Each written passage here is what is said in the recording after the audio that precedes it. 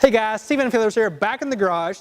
Today we have a 1967 Shelby GT 350. We've installed a Flowmaster American Thunder header back exhaust system here. It has a 2.5 inch diameter pipe throughout with a 3 inch tip. Now this is a fully mandrel-bent stainless steel design, so the pipe diameter stays the same throughout, giving us more consistent flow and better performance as a result. This gives us a moderate to aggressive sound on the interior and the exterior alike.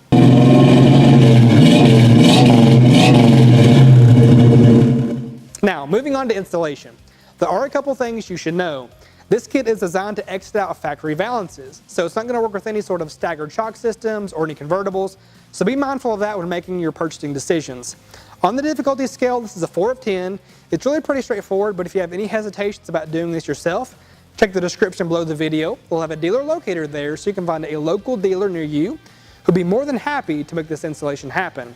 On the timeline, I'll give this about an hour. Again, it's pretty straightforward, but it will vary depending on the tools and manpower you have on hand.